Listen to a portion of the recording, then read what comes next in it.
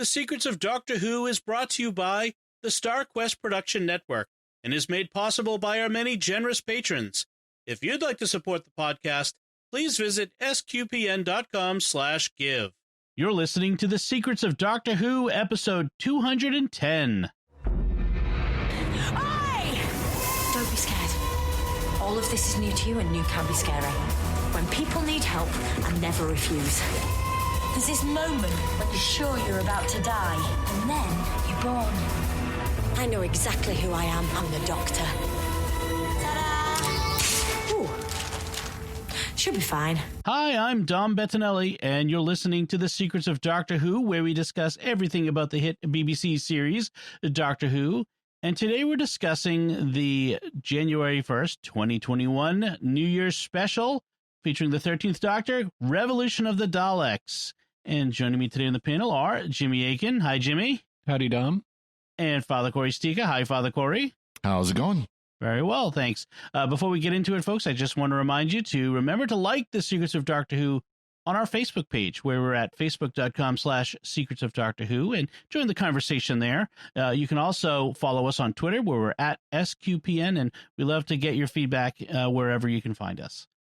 All right, so hey, new content. This is new Doctor Who. We're so excited, right? It was special. It was special. Well, I gotta say, coming into this, I should have watched at least the last episode of the previous season, because I had to pause and go back, like, how did we end everything last time? Because I was a little confused, because this really just jumps right in from the last episode. It was only 9 months ago. It's hard to believe. For some reason, I thought it was longer than that. But yeah, it was only 9 months ago was the finish of the season. And this ties in a lot to last year's New Year's special and last season. So there's a lot of that really it really continues those themes. So yeah. So let's start at the beginning then, and kind of go through it. It starts with, on the screen, I kind of like this as a Star Wars fan, yeah, long time ago, far, far away, and then it says 2019 Cheltenham. so it takes us back. I think it's supposed to be 18 months or so, right? I think or is it just a year? I think maybe is what it is, because it was the events following the end of the last New Year special. They said 10 months had passed. 10 months. Right. Okay.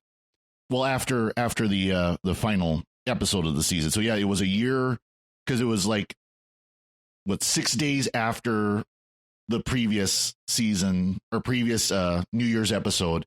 Right. And then it was a year to produce these new Dalek things. Right. Okay. Spoilers, there's Daleks in this one. Oh. Yeah, it's in the title. I thought so until last year in the New Who era, we've been having Christmas specials, and some of them were more Christmassy, with A Christmas Carol being the most Christmassy of them all. Others being less Christmassy, the least Christmassy one being Return of Dr. Mysterio, which was also one of the better ones. And then Chris Chibnall decided to have New Year's Day specials instead. And I have to say that if this is the story he wants to tell, that's a reasonable decision for this story, to have it be New Year's rather than Christmas, because this is dark. Christmas stories need to make you feel in some measure warm and happy and things like that. And this is much darker. And so it plays better as a New Year's Day story. Yeah. Well, and to be fair, I really didn't feel like it was a special episode, in the sense of like the Christmas specials were. I could very easily have seen them writing this as a two-parter, and I don't think it would have taken much to stretch it into a two-parter, to find 10 minutes for a couple of episodes, and they would have had it, and we've seen the episodes Doctor Who episodes much longer, much more stretched than this would have had to have been. Oh yeah. But it didn't really stand out as there's anything really special other than just airing on New Year's Day. It felt compressed. It went kind of quick, and that the only thing that sort of stands out is, spoilers, the departure at the end. That's really the only thing that sort of stands out as a special or unusual thing. This totally could have been a season premiere episode.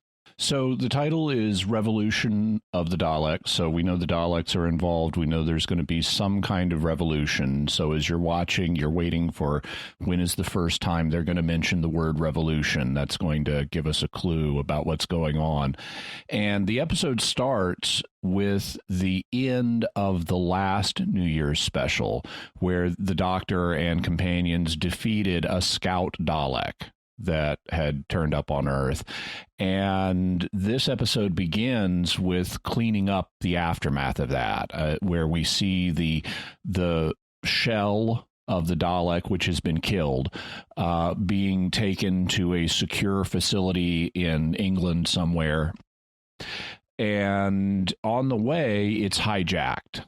And someone apparently either knocks out or seemingly kills the driver that's taking it and drives off with it. And so then we jump forward to a briefing that is being given by Jack Robertson, who is the Trump-like businessman from the Spider episode. And in fact, Arachnids in the UK. Yep. Yeah. In fact, Yaz later identifies him as, "You're the Spider guy."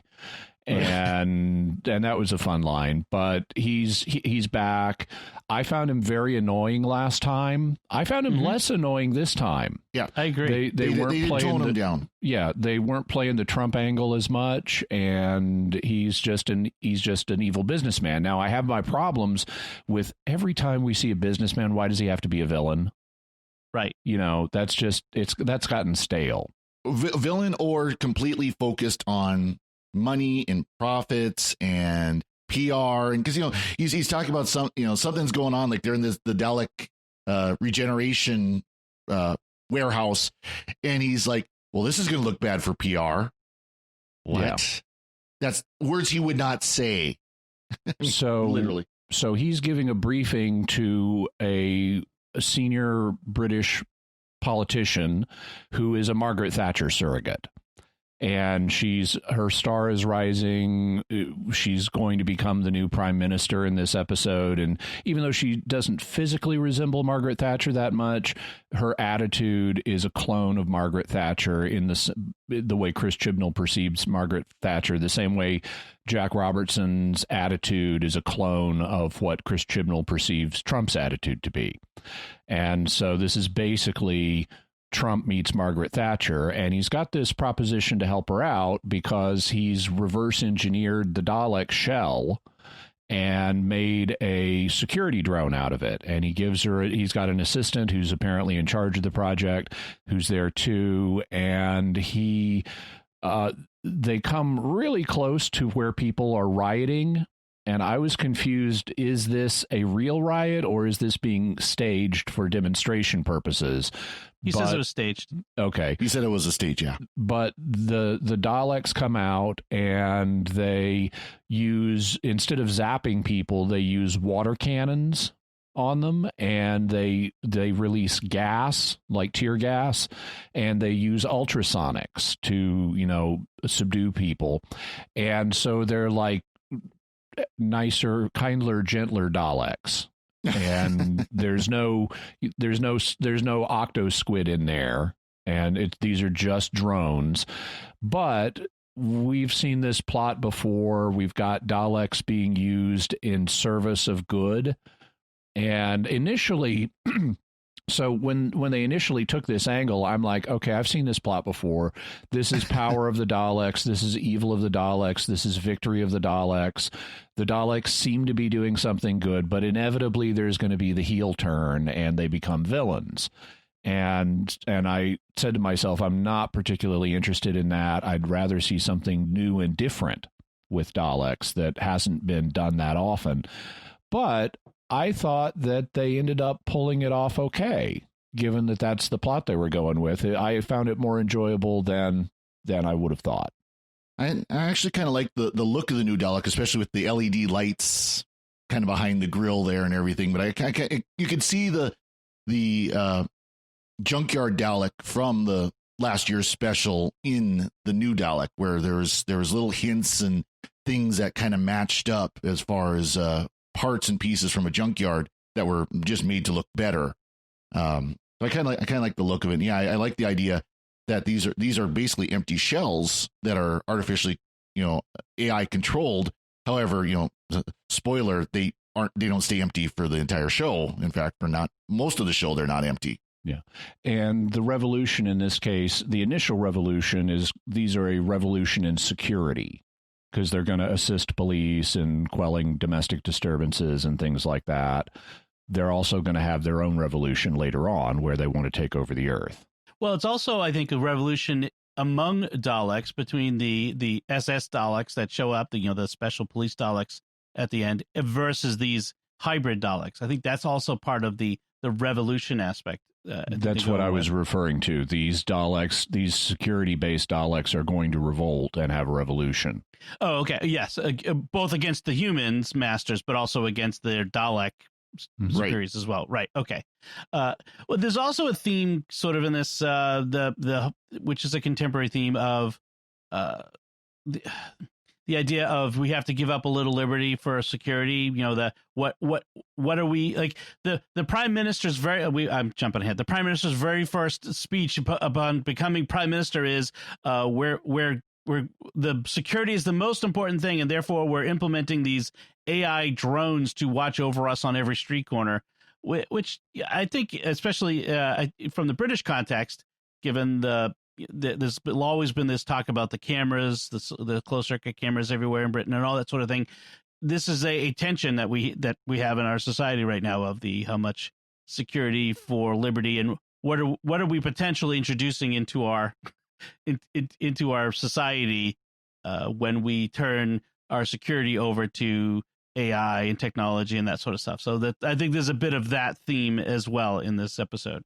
And that's been an issue in Britain since the 1980s or 90s, and in the United States since 2001.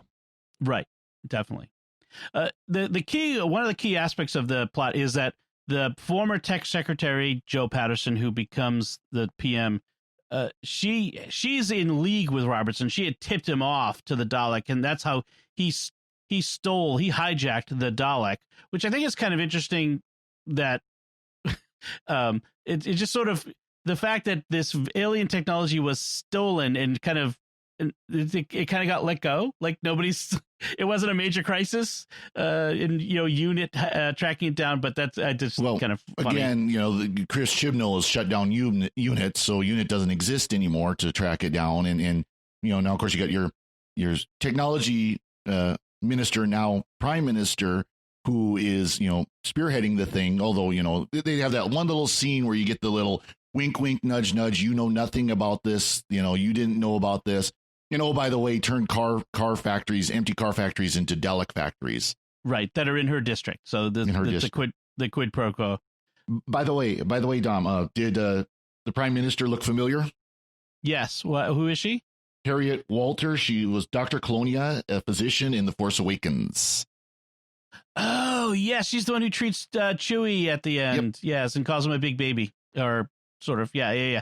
That's why that face looked familiar. Okay, thank you for the another Star Wars connection. So, jumping out in space, we find that the Doctor is in space prison, and she is making check marks on the wall to indicate the number of days that have passed. And she's got way more marks on the wall than would indicate 10 months. So for her, it's been years. She says 19 years at some point. Jack says it took him 19 years to get into the cell next to her. So we know it's been at least that long for her.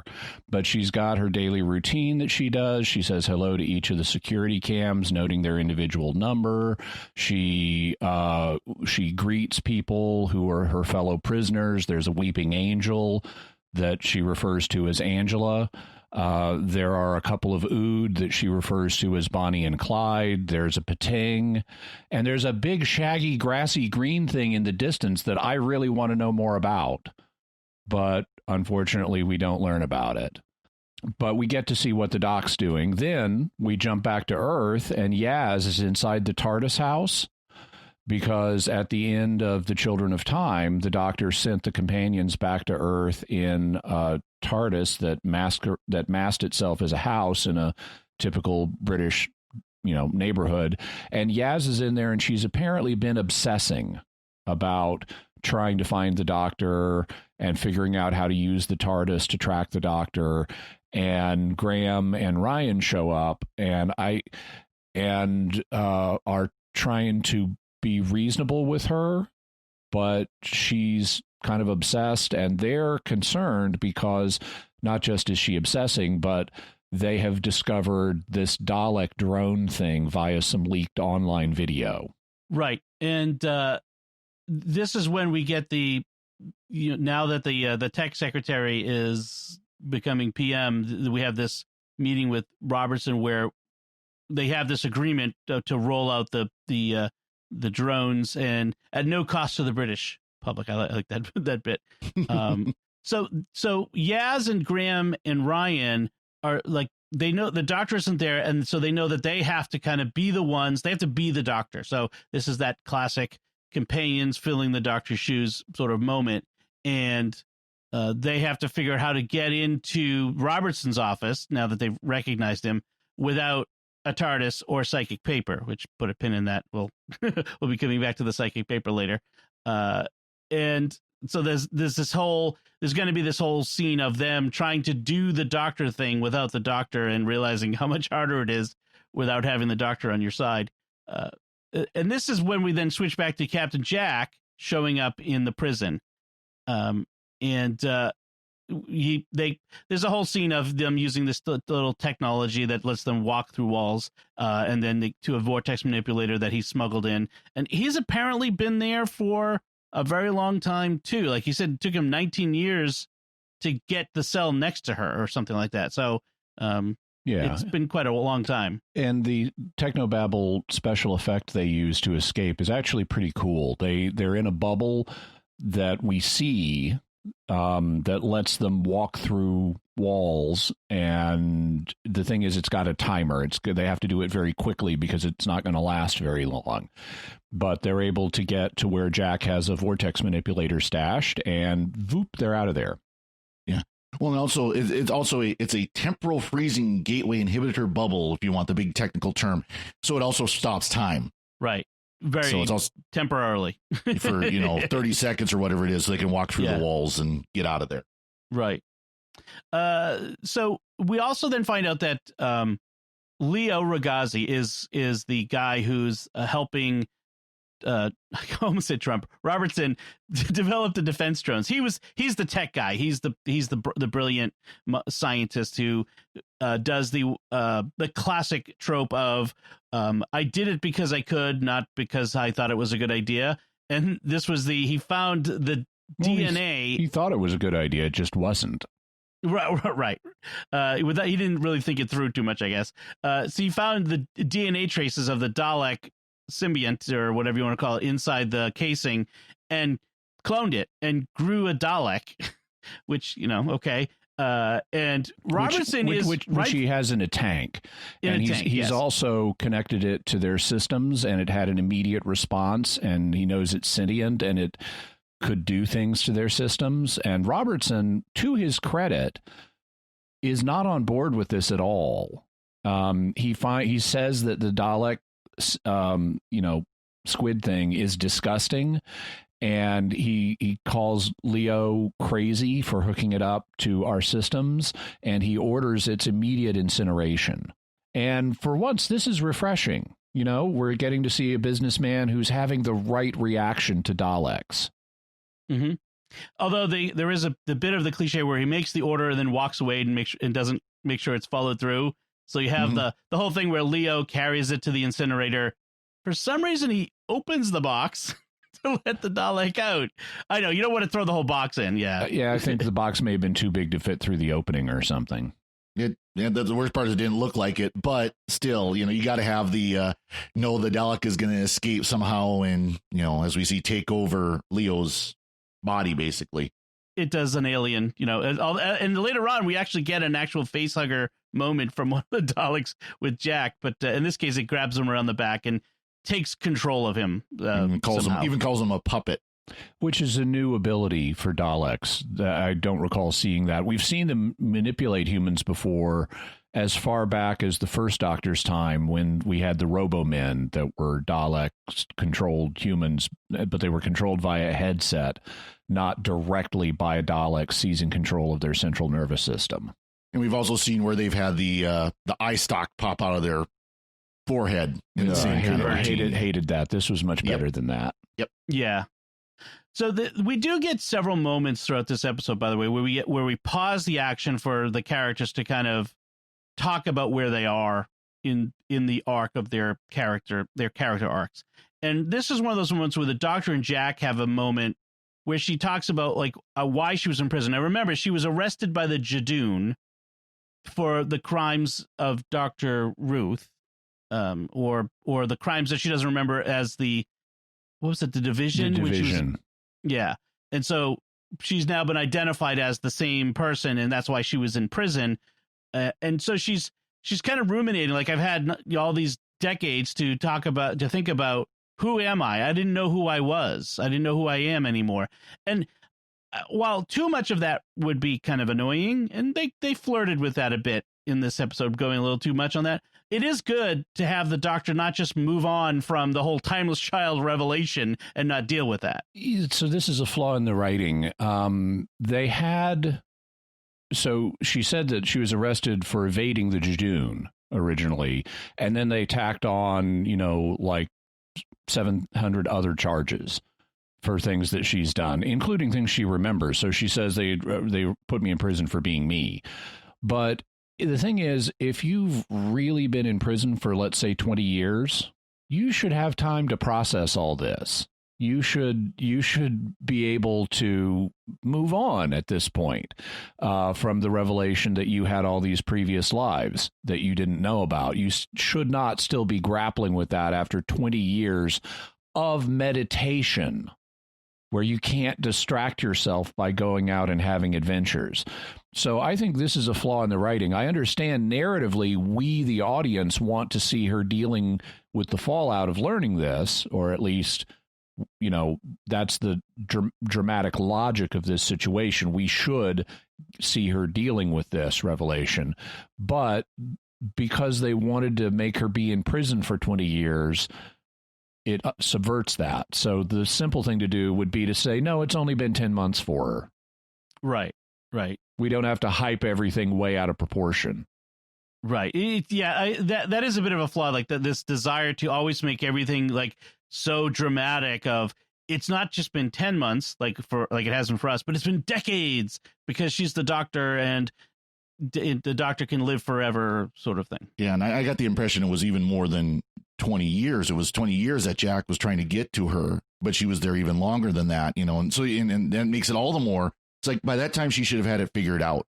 So we finally get the reunion. Ryan and Yaz and Graham are all meeting at Graham's house, and then they hear the TARDIS arrive, and she expects them to be also happy to see her because she thinks that she set the TARDIS to arrive hours after they departed, and it turns out that it's been 10 months. She didn't realize she was gone for 10 months. And so we saw that exact trope at the beginning of season 2 of New Who Era, when Rose shows up back home at Jackie's place a year later. Well, I love Graham's line. Your time machine ain't the best at running to time, is it, Doc? Yes. He should know. He's a bus driver, right? Remember, he's a retired bus driver running on time. And Yaz actually shoves the Doctor. She's so angry. Yes. And we'll find out some of what's motivating her anger in a bit, but before we get to that, we do have this scene where it's Osaka, Japan, and Leo, the now under the control of the Dalek, enters a Dalek breeding facility that the Daleks have built. So this is obviously something that's coming to deal with in a bit. But now we have the Doctor. Now it's the Doctor. Remember that before our companions couldn't really effectively confront Robertson. She lands the TARDIS in his office to confront him, and he's like, I don't know what you're talking about. I like the fact that they kind of go with this. She presumes that he's a businessman who's made a deal with the Daleks and he knows exactly what he's doing, and he's clueless. Because that's what we've seen before. So that's the little bit they're bringing that's new to this plot. But there's also another problem Why doesn't anyone on Earth recognize what a Dalek is? Why doesn't Robertson know? Remember when the Daleks like stole Earth Right. at the end of 10's time? I mean, that was a global event. Or the Battle of Canary Wharf. Yeah. Yeah. And there's other occasions when the Daleks have been very, Visible. apparent. Yeah, like doesn't the Prime Minister remember Victory of the Daleks when they were working with Winston Churchill? Surely she was briefed on that. Exactly. So, all I can say is the Time War. Yes, Time War is the solution to all inconsistencies. It affects things even after it occurred. Exactly. So the team splits up. Jack and Yaz go to Osaka. And this is where Yaz and Jack have this conversation about being a companion. And, he talks about his experience with the Doctor. With the Doctor, you don't get to choose when it stops, the whole adventure, although they do. Sometimes Ryan does. Yeah. Mm-hmm. Martha did. Yes. Right. And she says it felt cruel being deprived of what she got to experience, being suddenly, off on adventures and then suddenly landed back on Earth and nothing for 10 months. And it's almost like an addict in withdrawal is how she became. Like Clara. Yeah, exactly. And she says, we're the lucky, well, Jack says, we're the lucky ones because we get to do it. So enjoy the journey while you're on it, because the journey is the joy of the journey is worth the pain. Now, I wonder if this was almost kind of a Chibnall poking at Moffat, because, we had Amy and Rory who were like on the TARDIS, off the TARDIS, on the TARDIS, off the TARDIS, on the TARDIS, off the TARDIS. We had Clara who was on the TARDIS, off the TARDIS, on the, and now they were choosing to go back and forth, back and forth, back and forth. Whereas now you have these companions who are like, no, we want to be with the Doctor, but can't. I didn't get that out of it, but I did find Yaz's resentment of Doctor separation interesting. I thought it was an interesting and legitimate perspective that she's exploring. It's not necessarily the most mature. If I had a friend that vanished for 10 months, I would be worried about what happened to my friend. And it's an interesting contrast with both Ryan and Graham, who both of them have and are going to have different reactions to the separation from the Doctor for 10 months. And I like that it's not just monolithic, that they have different experiences based on who they are and their personalities of where that takes them. So I'm glad that they do that.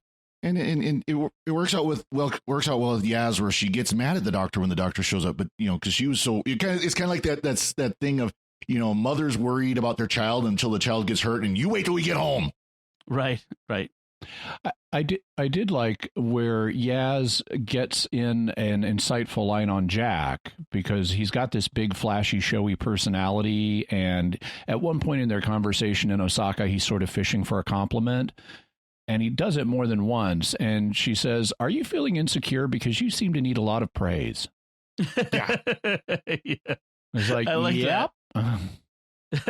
Again, Jack being a holdover from the not the Moffat era, but from the Davies era. Russell T. Davies. Yeah. And so I think Chibnall kind of having fun with his predecessors, their creations a bit. And yeah, Jack is definitely... I will say Jack was more toned down more too. I mean, he wasn't as Jack as he sometimes can be. Yeah, I'd say that. Yeah, they did tone him down a bit. Yeah. So Jack and Yaz go into the cloning farm and are trying to I found it interesting. Yaz is trying to collect evidence and information. Jack's setting bombs. Yeah. Jack is the ace of this team. He just wants to blow stuff up. And then the Dalek symbionts come out and attack them. Jack gets the face hugger. I thought that was kind of... They didn't make an Alien reference. I was waiting for that. The movie Alien. Mm-hmm. But he did get the face hugger thing, and then they end up having to fight them off. And then we have Khalid mutants. The term occurs to me. That's what the creatures inside the Daleks are called. Khalid mutants. Oh, right. Because it's the Khalid race that developed the Daleks. That's right. So, and then there's a series of intercut scenes between the cloning farm, then the Prime Minister introducing the Daleks, and then these montage of the Dalek drones in various places in society guarding entrances to things and being at customs or the airport. So that's going to go badly. Then we have a scene with Ryan and the Doctor, and that's where Ryan reveals how he's changed in the 10 months. Yeah, it's interesting. Now, there were a few interesting things about this scene for me. One of them was I could not remember Ryan's name, and I had to look it up because it's been 9-10 months for us since we've had any Doctor Who, and Ryan has been the least memorable of these companions. He is the one that just whines and complains. Oh, and he has some kind of muscular control issue. He can't ride a bike properly, and I'd forgotten that too. But to me, Ryan is he's the one who complains a lot, and he's not very memorable, so I had to look up his name because I genuinely couldn't remember it for a second. I could remember Graham and Yaz, but he fell through the cracks this time. What I found interesting, another thing I found interesting about this scene is he challenges the Doctor about Gallifrey. And he's like probing about Gallifrey and your home and what happened. And it's nice to see a companion doing that instead of just because the Doctor kind of doesn't want to talk about it.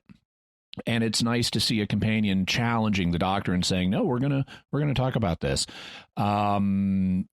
Also, the Doctor is still angry about her hidden past, which would make much more sense if this were just not 20 more years after she learned it. And Ryan tells, you find out about your life and then everything will be okay. And so that's a clear sign where we're going to go next season. We're going to get more exploration of what happened in the Doctor's hidden past. I hope that they don't take us past her ultimate origin as the timeless child that was found on this side of an interdimensional rift. I don't want to know what's on the other side of that rift. That's a secret they should have for, 10 years or more. We should retain this element of mystery about the Doctor. But I think I think the viewers are going to be interested in, okay, so tell us more about this hidden past, at least the ones who don't hate it and have turned off the show. So Ryan is clearly pointing in the direction of that's what the next season is going to be about. And in a way, that's kind of like what they were planning to do with Paul McGann's Eighth Doctor. Because when they did the TV movie pilot, they referred to him being half human on his mother's side. And now that's pretty much dismissed as a joke, but at the time it was meant to set up a plot line for his TV series they were expecting to do that involved tracking down his lost family. And his father was going to be, I think, named Ulysses or Odysseus, and the Master was going to be his brother and things like that. But it's interesting that they're going to go in that direction. One of the things that falls out of that in terms of storytelling logic is they need to undo the death of the Time Lords, where the Master killed them all and then turned them into Cybermen. Because if the Doctor is angry about what her people have done to her, then her people need some face-to-face accountability. And that doesn't work if they're Cybermen. And so they need to undo that in order to properly pay off that storyline. I thought it was a mistake to introduce that storyline to begin with, to just have, we just got Gallifrey back, and now the Master has killed everybody off screen. That was a mistake, but they need to undo it in order to pay off this new timeless child plot. Right. And they got to stop killing Gallifrey. It's gotten old. Frankly, I mean, it's lost its dramatic tension. Yeah. It's kind of like blowing up the Enterprise in the movies. Once was enough. Yeah. Yeah. But first time it was cool. Yeah. And, hopefully if they are going to go back to the timeless child plot, and it's going to be the Doctor trying to figure that out, they'll bring back Dr. Ruth, and she'll be the one to kind of help guide the 13 through this and figure it out. I sure hope so. Yeah, I liked her. She was cool. Yeah, she was good. Fun. there is a moment where the Doctor says, if I'm not who I thought I was, then who am I? And you get the obvious who pun in there. And I was thinking in this scene, this is as far from the Time Lord victorious astride the universe with galaxies at my beck and call as we can pretty much get. I mean, this is the opposite, the Doctor who's unsure and reliant on others and kind of knocked off her pedestal in a bit, which I think is good. I think having the Time Lord, the overbearing Moffat style Time Lord was a little much at times, as we've said before. Now, and Ryan is hinting here that his time in opposition to Yaz, his time off the TARDIS was good for him. He's grown, he's matured, he's settled in at home. He's less interested in gallivanting about the galaxy. He feels like he's needed at home at some, and it'll come back again. Well, and he's developing a relationship with his father, and that's something that we know was always a trouble from the beginning. So right. So that's, we have that back and forth here and the Doctor's a little, worried that what that means. I think she's starting to get the hint that Ryan is not going to be sticking with her for very long. And that's the purpose of the scene, to let the audience have a pretext for what Ryan's going to choose to do at the end of the episode. Right. They don't spring it on us, which is good. Oh, yeah. So we don't have a Melanie Bush here. Right. I think, well, Doc, I think it's time to go. I'm going to travel the universe with a psychopathic space pirate. Yeah. Yes. Bye, Mel. Yeah.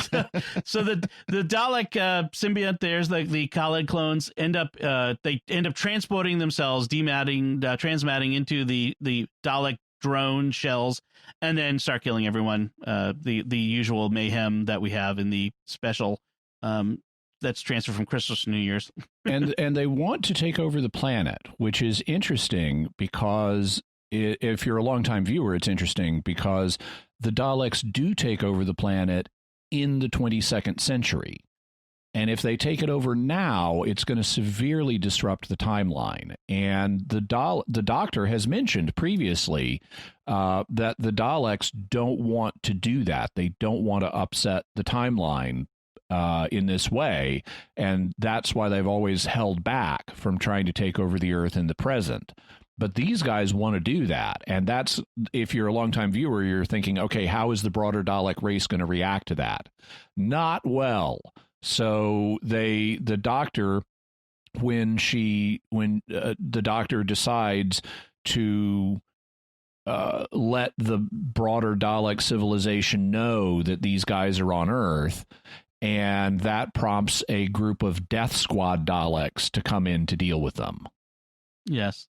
Daleks have all these little groups that we seem to run into again, like the various agencies of Daleks, I guess, like with the special purpose Daleks. So yes, the Death Squad Daleks are the ones who police the Daleks themselves, and they're going to hate the new Daleks because they're mutants. They because of the cloning process they have, or I think because they've been fed human DNA. We didn't get to that. They've been fed people. They have human DNA in them. And well, impure. They also have it's not entirely clear, but they were cloned from gene fragments, not full Dalek cells. So their genetic code is apparently outside of what's considered acceptable for Daleks. And so we get a Dalek civil war. Right. So Robertson decides to, being the slimy businessman, decides to take advantage of this and team up with the Daleks for advantage. It's another cliche. Yeah. The guy who switches sides when he sees the other side starting to win. Betrays his own. I didn't like it because it's a cliche and, here's the evil businessman trope again. Just when you were redeeming him as having made good decisions earlier and had right reactions to things earlier. But okay, whatever. He has a heel turn. He goes dark side, and it's not going to work out for him. Right. Yeah. It does. Well, he does. Exactly. He's going to give up the Doctor. The key to the Doctor's plan is that the Daleks don't know she's there. The Death Squad Daleks. That's part of her plan. Jack and Yaz and Graham are going to blow up the Dalek ship, the Death Squad Dalek ship, and so beam over. And the Doctor has zero problem with this. She turns to Jack and says, "Can you blow up that ship?" And can you go over to that ship? He says, "Do you want me to blow it up?" And she says, "Yes, please." Yeah, the Doctor has never seemed to have any qualms about killing Daleks. Like the Doctor, he or she has had qualms about killing other creatures, but when it comes to Daleks, eliminate them when you see them. Well, some doctors have had that. Tom Baker didn't. Oh, okay. And the first Doctor didn't. Genesis, yep. Genesis of the Daleks. Yeah, that could have saved a lot of hassle later. Yeah, but this undercuts Chris Chibnall's juvenile Doctor doesn't use weapons thing. The Doctor does use weapons. The Doctor deliberately sends Jack and Graham and Ryan to kill Daleks in this episode by blowing them up. She herself weaponizes a TARDIS later in this episode to kill other Daleks. So she is totally down with using weapons. It's just a question of when and against whom. And what kind of weapons. She won't pick up a gun and shoot it, but she'll use other kinds of things as weapons. That's ridiculous inconsistency. Yeah. Like even in last season with the Cybermen, she created weapons against them too. So, yeah. So in this one, this is one thing I love about the Daleks. They detect that there are non-Daleks on board. So what do? They yell it throughout the ship, "We have detected intruders!" And then poorly drive. Yeah, they drive around poorly looking for them. Like maybe turn your head as you walk around a corner to see the guy standing there. I just love that about the Daleks. They're terrible at security. Jack does manage to see Robertson on board the Dalek ship betraying the Doctor. And then we have very quickly the last of the mutant Daleks destroyed. Here is beamed aboard, and then it pleads for its existence and is destroyed by the other Daleks. And that whole bit of the defense drone mutant Daleks, that I was kind of surprised at how quickly that wrapped up. That's just like, okay, that was cleaned up fairly easy. And then the Doctor's solution to destroying the Daleks. So we got to distinguish. The Death Squad Daleks have now killed all of the security guard Daleks. And now the question is, how do we get rid of the Death Squad Daleks? And so this is phase 2 of the Doctor's plan. Just one thought with that last of the security Daleks. It's interesting how he was trying to plead for his life. That one was trying to plead for his life. But then you look back at Matt Smith when we had the Technicolor Daleks, and the impure Daleks said, "We are impure, you are pure, kill us." Basically, it was kind of a different choice of, we made you to become the pure Dalek, so then you could destroy us. So this one was obviously impure in a different way. It wanted to live. Right. Exactly. And it said, you can purify me. My genetics can be modified. And then the Dalek Supreme, there's only one purification: exterminate, which is a good line. So the Doctor's phase 2 plan. Yeah, the Doctor now uses the fact that the Death Squad Daleks know she's on Earth to lure them into a TARDIS. And we get this great scene of this massive number of Death Squad Daleks just flying in through the door of a police box TARDIS, only for the Doctor to reveal that this isn't my TARDIS. This is the spare house TARDIS. And I've set it to go to crumple up, collapse its interior, so you're all going to be squeezed to death, and then go to the void and further destroy itself. So you're all dead. Can we say I love seeing the original TARDIS console room again. I mean, we saw it last season. I was kind of hoping that was going to be the new console room again. But we don't get everything we want. I hate this crystal thing. I think the classic TARDIS room design is better than any of the new designs. Yeah, all agreed. And again, if we see Dr. Ruth next season, we'll probably see that set again. We'll probably see the classic TARDIS console room again. So I will say, however, just kind of a point about the special effects.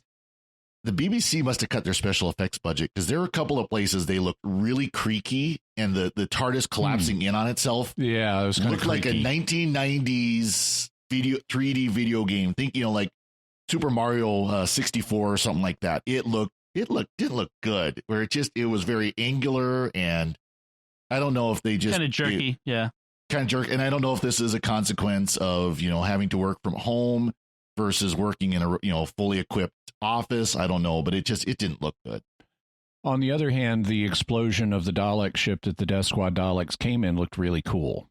That did look cool. that did look good.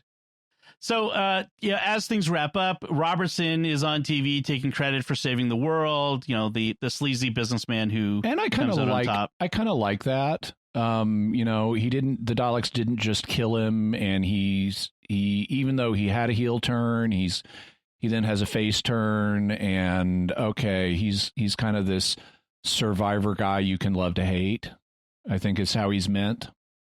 And they end with his political ambitions being revived, which I'm like, yeah.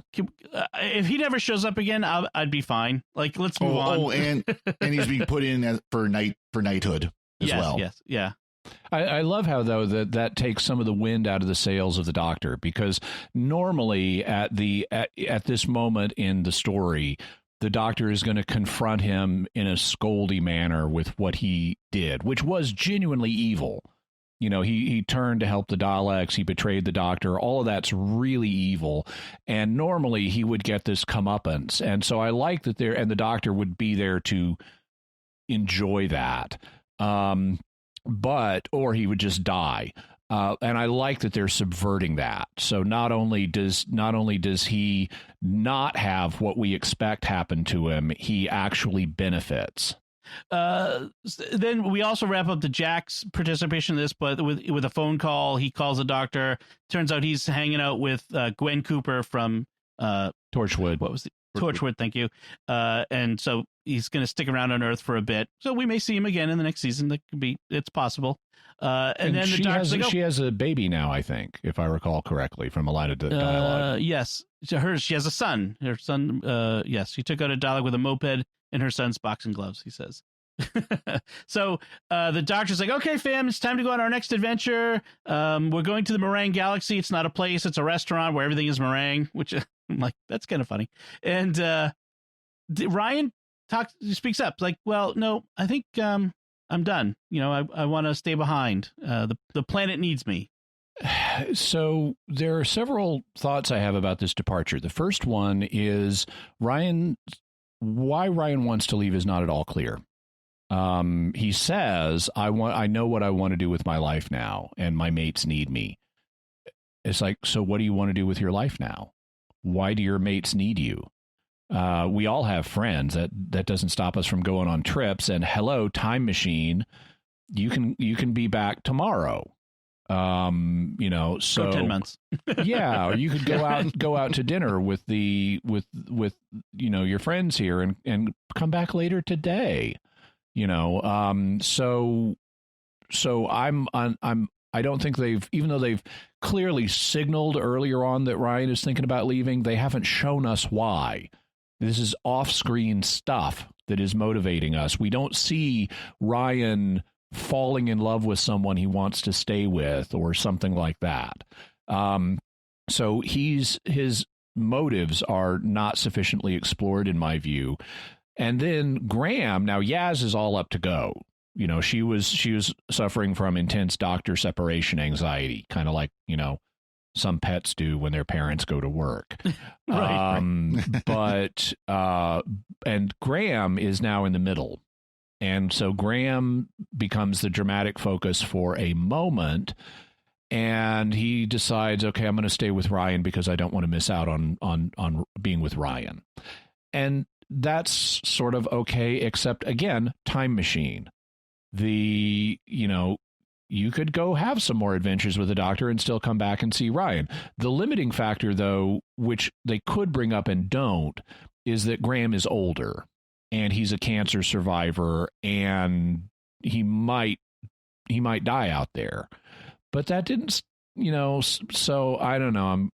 I'm kind of two minds about that. But what I'm not of two minds about is Graham has been really underserved in this episode. We got character exploration with Yaz earlier, especially in the conversation with Jack.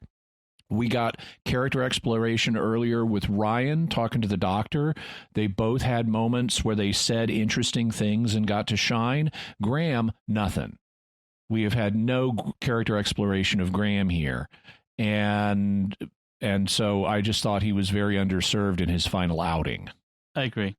Yeah, he got a couple of one-liners, and we had the one scene where he wanted to do the fist bump with Ryan, and he, of course, got shut down again, and that was basically it. And he was the best of the three characters.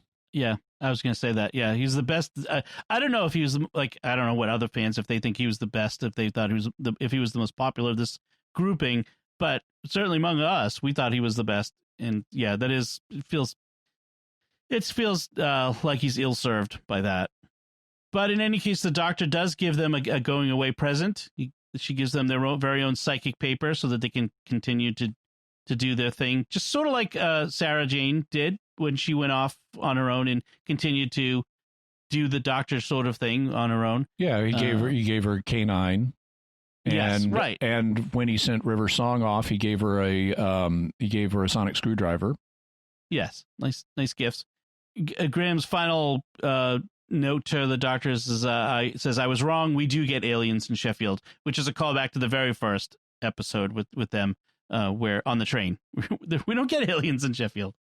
So the Doctor then kind of throws out this idea very quickly of maybe I should go back 10 months and change the timeline, which would be a very bad idea, given that we've just, you eked out a win against the Dalek, take over the planet. You'd have to redo that, I suppose. But I like seeing, well, you could intercept the planet at an earlier stage.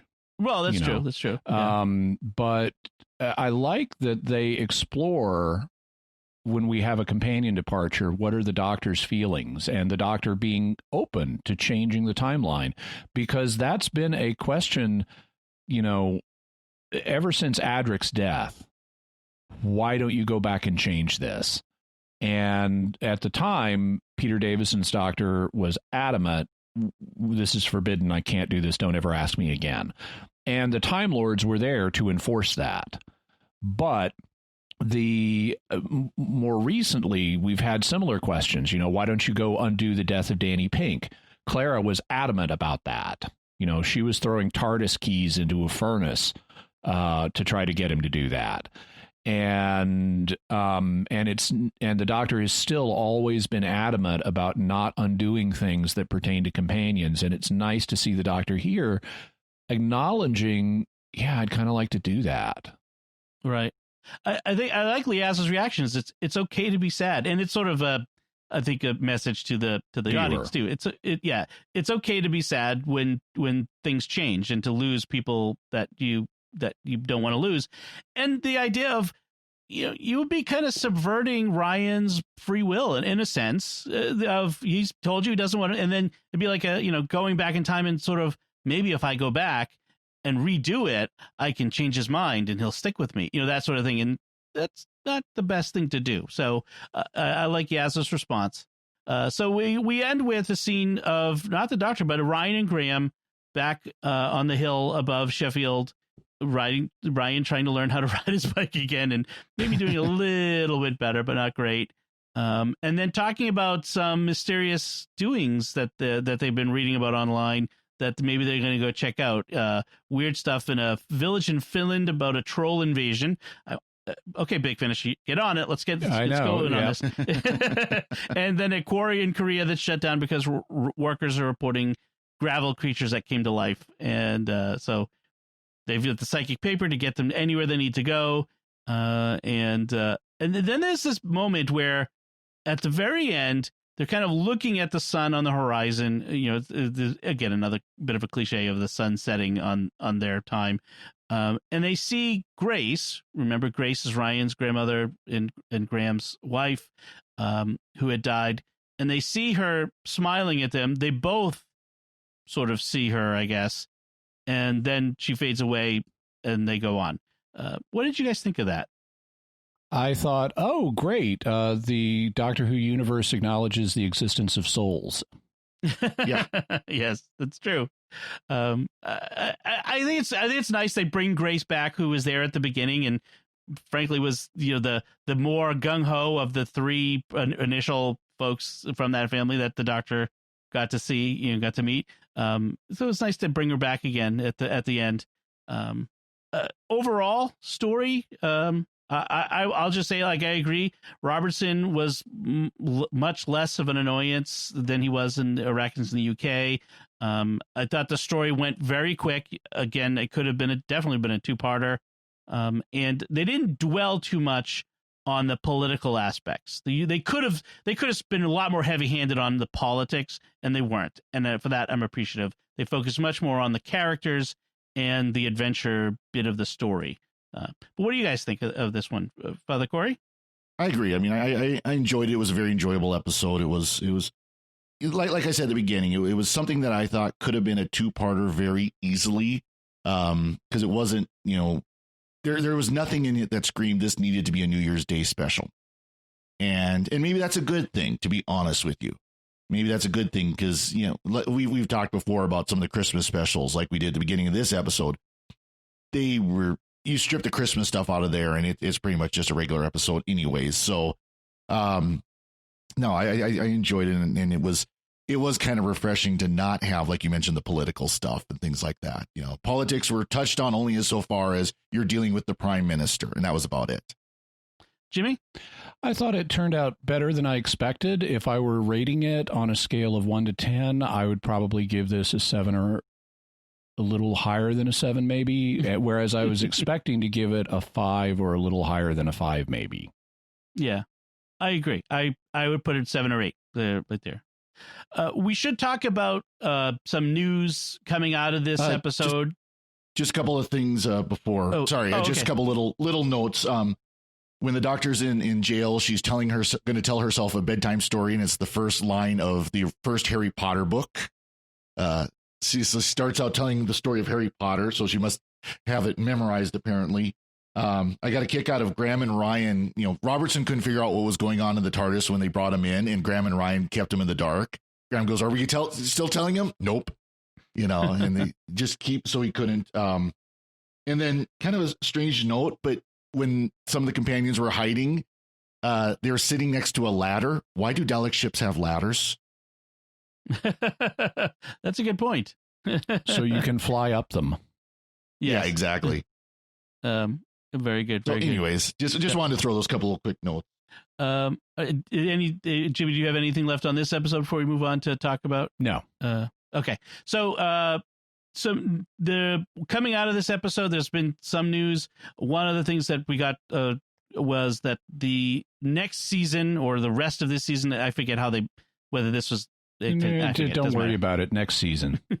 Next season. Season 13. Season 13 is going to premiere in 2021, they said, probably at the very end. So we've got another probably year to go. They've been filming, apparently, yes. But they haven't finished filming everything. It's 2020. And we also know that it's going to be an 8-episode season, not the 13 or whatever we had last time, 12 or 13. And we know who the new companion is going to be. And for once, the other news.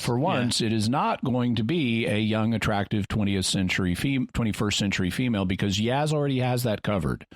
It's going to be a middle-aged 20th century guy named Dan, who from the preview they released looks like he's working class. I don't know whether he's a builder or a repairman or what he is, but he's apparently a working class guy, middle-aged. And okay, I'd rather have someone from the past or the future or another planet, but I'll take him. My question is, what's his horrible hidden flaw to get us to feel sympathetic for him? Because look at Chris Chibnall's 3 companions he's created so far. Cancer survivor, guy with ataxia, can't control his muscles, and a girl with mental health issues. So what's the tragic vulnerability to make us feel artificial sympathy for this person, or at least that is meant to make us feel artificial sympathy for this person, but that will actually annoy us? Because I'm tired of therapeutic science fiction where it's about wallowing in our emotions and, this tragic, horrible flaw is so sympathetic. I feel so much sympathy. Come on. Ace had emotional issues, but Ace was fascinating, and Ace got the sympathy when she was confronted, which Dom hasn't actually seen all these episodes yet, but when Ace was confronted with her emotional vulnerabilities, she had earned the sympathy by being a really aggressive, interesting character previously. And so this was revealing a new side to someone we already liked and respected, as opposed to being, hi, here's my business card. It reveals my tragic, sympathetic flaw. This is the first thing you know about me. Now, please love me. It'll be interesting to see when he shows up, whether that is made apparent right off the bat. Now, I'm kind of thinking that he's going to be about like a Graham, because you look at the actor, John Bishop. I mean, first of all, he's a former footballer, or as we would call him, soccer player here in the United States. And he's a comedian and an actor. So I have a feeling he's going to be the comic relief in season 13. Now, again, whether or not they, like you say, Jimmy, they're going to give him the Achilles heel, the tragic flaw, don't know. But it'll be nice though if they do play him up as the comedic, because that's where Graham really fit in well. That's why Graham was the most interesting. Yeah, and so that could make him another interesting character, and they've improved Yaz, where she's a lot more interesting now too, and that helps a lot. But so yeah, we'll have another companion that could be pretty interesting. But he's an actor that I get kind of the impression probably not well known here in the States at all. But he is fairly well known in Great Britain. So. And then the final bit of news, it's not really news, it's more of a rumor that says a single source that's being reported everywhere, which is that the Mirror, the Daily Mirror, which is a British tabloid, reported that Jodie Whittaker this will be her last season. She's going to do the now traditional, I suppose, 3-season run, because Matt Smith, Dave Tennant, and Peter Capaldi all did 3 seasons. That she'll... Ish. Yeah, right. It depends on how you count seasons, like I was having trouble with earlier, and that this will be her last season, and then they'll move on to another Doctor. And that's reasonable, and frankly, I'm up for that. Yeah. I'd like to see this Doctor have a chance to pay off the Timeless Children arc, and then, because that's the only thing interesting about this Doctor to me. and then I'm very happy to see another Doctor, and I would be happy to be proved wrong, even though I think the implication is clearly that the showrunners intend Dr. Ruth to be a pre-Hartnell Doctor. Some people have speculated she could be a future one. I don't think the evidence supports that, but I would love that to be true, because then we could have Dr. Ruth as Jodie Whittaker's successor. That would be awesome. Yes. And that's the thing is some of the speculation of the anti-Jodie Whittaker stuff has been it's all anti-woman. No, you can have a great female Doctor. Yeah. I would love to see Give us Dr. Ruth. Yeah. So we'll see how that goes. And of course, the suggestions who should be the next Doctor are flying around and everything. And let's be fair that there was rumors that Jodie was going to be a one and done Doctor, and she wasn't, and then she was going to be after season 2, and she stayed on for the 3rd season. So right now these are just rumors, officially rumors. BBC has literally said no comment. I mean that's the literal. Dom, you said that was the literal quote from the BBC. No comment. Right. So and they are notably tight-lipped on this sort of thing. When they're ready to let us know whatever, they'll let us know. And that I mean it was they only told us that this episode was coming out on New Year's Day a month ago.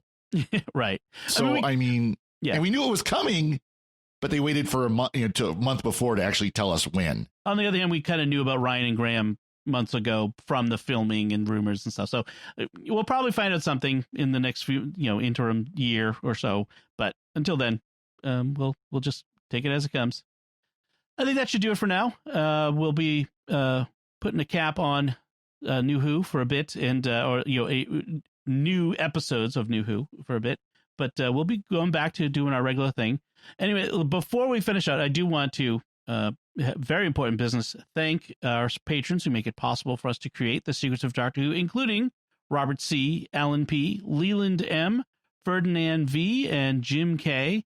Their generous donations at sqpn.com/give make it possible for us to continue the Secrets of Doctor Who and all the shows at StarQuest. you can join them by visiting sqpn.com/give. And want to encourage you to send us your comments, your opinions. What do you think of Revolution of the Daleks? What did you think of this episode? You can let us know by commenting on the show at sqpn.com or the Secrets of Doctor Who Facebook page, or send an email to drwho@sqpn.com. We'll be back next week when we'll be discussing the Big Finish audio production of the Eighth Doctor called Sword of Orion. This is so we've been doing Eighth Doctor episodes from the Big Finish collection, bigfinish.com. So if you want to listen to that before we release the discussion, you can go to bigfinish.com and look for the Sword of Orion. Until then, Father Cory Sticha, thank you for joining me and sharing the Secrets of Doctor Who. Thank you, Tom. Jimmy Aiken, thank you as well. Thanks, Tom. And once again, I'm Dom Bettinelli. Thank you for listening to the Secrets of Doctor Who on StarQuest. And remember, in the face of all these rumors, embrace the uncertainty. Live in the worry. Right. This is going to be fun.